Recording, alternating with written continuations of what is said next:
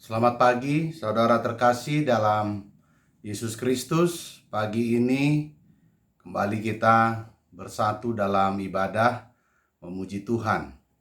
Mari kita bernyanyi dari buku ND nomor 467, ayat yang pertama dan ayat keempat.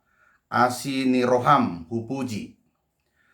Asini roham hupuji, Allaho manobusau, di paias horohaku, gabe soranganmu au, ingananmu rohanami, tondimi manggohi, pake dohot ngolunami, gabe ulami.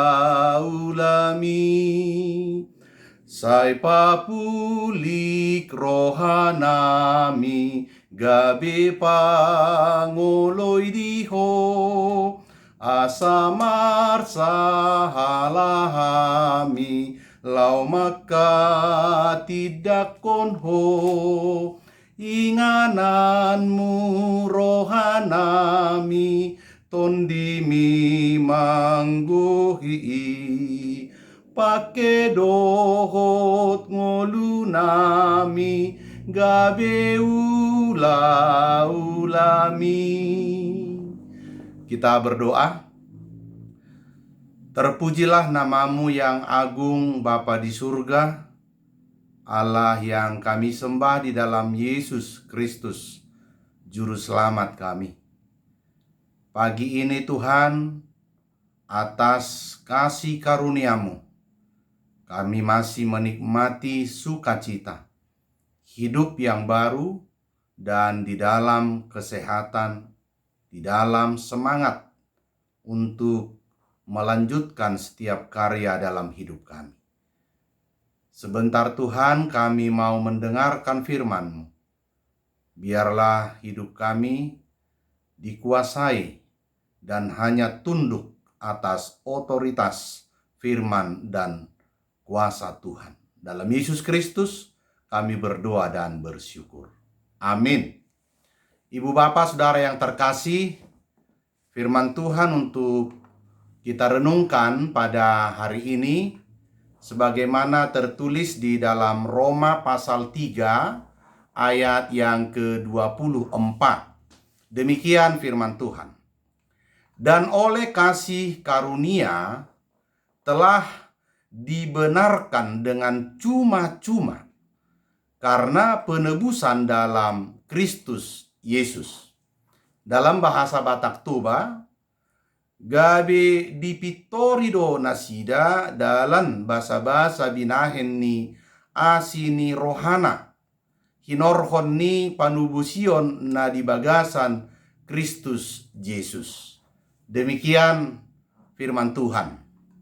Ibu bapak saudara yang terkasih, kita semua mengaku dan percaya akibat kejatuhan manusia ke dalam dosa, bahwa kemuliaan Allah dalam hidup manusia telah hilang. Sehingga kemuliaan Allah harus dikembalikan. Bahwa dalam hidup manusia, kemuliaan Allah itu telah disalahartikan, telah disalahgunakan. Kemuliaan Allah telah menjadi perebutan manusia. Akibat perampokan hak Tuhan, terjadilah berbagai hal, berbagai kejadian yang sangat komplikasi di tengah-tengah hidup manusia. Yang mula-mula adanya iri hati, dan kemudian kecemburuan, kebencian, kedengkian, hingga pembunuhan. Tentunya kita belajar dan mengetahuinya melalui Alkitab yang kita imani, bahwa di sanalah telah dinyatakan bagaimana Allah dalam setiap tindakannya dan bagaimana manusia dalam setiap perjalanan kehidupannya. Dari cerita Alkitab kita menemukan beberapa kejadian atau peristiwa yang menunjukkan hilangnya kemuliaan Allah. Yang pertama, mari kita lihat bahwa kehidupan di Taman Eden, ketika Hawa, istri Adam, ingin mengambil kemuliaan Allah, maka terkutuklah dunia beserta isinya. Pelanggaran, ketidaksetiaan atas perintah, larangan yang Tuhan telah sampaikan. Yang kedua, kita melihat cerita Kain, anak Adam, yang mau menonjolkan hak kesulungan atau anak pertama, mencari kemuliaan bagi dirinya sendiri, maka terjadilah pembunuhan yang sangat kejam terhadap adiknya Habel. Dan Alkitab mencatat inilah kasus peristiwa pembunuhan pertama yang sangat sadis, tragis di tengah-tengah dunia ini. Yang ketiga, ketika bangsa-bangsa bersatu pada zaman Nuh, bahwa ingin merebut hak-hak Allah, ingin mengambil alih hak-hak Allah dan ingin menjadi sama seperti Tuhan. Maka apa yang terjadi? Peperangan yang pada akhirnya mengakibatkan perceraian atau cerai-berainya kehidupan manusia, keterpisahan di antara bangsa-bangsa. Dan kita lihat kemudian ketika sosok seorang raja, Raja Daud, apa yang dia lakukan?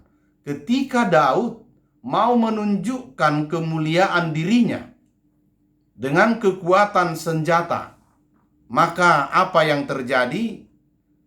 Pertumpahan darah dan lain sebagainya. Dan kalau kita juga kaitkan dengan perkembangan dunia ini, sejarah telah mencatat bahwa dunia mengenal yang namanya Hitler. Pada zamannya, ketika Hitler mau mengambil kekuasaan Allah, apa yang dia lakukan? Dia memusnahkan sampai 6 juta jiwa manusia. Saudaraku yang terkasih, dari beberapa hal yang saya sampaikan, baik di zaman Alkitab dan pada zaman kita di dunia ini hingga saat ini, tentunya masih banyak lagi peristiwa-peristiwa yang menunjukkan betapa manusia telah kehilangan kemuliaan Allah. Tentu mengamati perkembangan zaman sekarang juga yang sedang kita jalani saat ini, ada suatu perkembangan, perubahan, bahkan yang menjadi suatu kekhawatiran bagi orang-orang percaya melihat perjalanan gereja akhir-akhir ini. Apa yang menyebabkan banyak orang menjadi cemas atau khawatir? Karena ternyata banyak yang bertanya, masihkah ada gereja di dunia ini pada abad yang akan datang? Atau mungkin pertanyaan yang lain, masih adakah peminat gereja untuk zaman yang serba maju ini? Tentunya kekhawatiran ini sangat beralasan, sangat mendasar, karena semakin banyaknya gereja yang tidak lagi berpusat pada kemuliaan Allah, pada kemuliaan Kristus sebagai pemilik gereja, tetapi sudah berpusat pada organisasi, sudah berpusat kepada jabatan gerejawi, tidak lagi berpusat dan berorientasi kepada manusia, tetapi kepada hal-hal yang finansial, materialistis dalam kehidupan manusia. Di samping itu lagi, bahwa pelayan gereja dan pelayanan gereja ternyata diperhadapkan dengan perkembangan zaman yang begitu cepatnya berganti atau berubah. Telah dianggap bahwa pelayanan di tengah gereja sudah semakin ketinggalan zaman.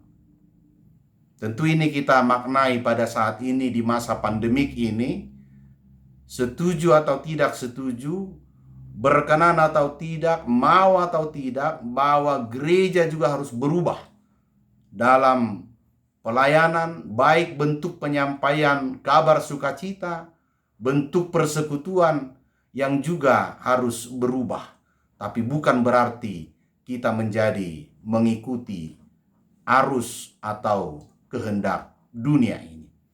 Tentunya ibu bapak saudara yang terkasih, dalam pemahaman kita akan perkembangan zaman ini, kita harus lebih fokus.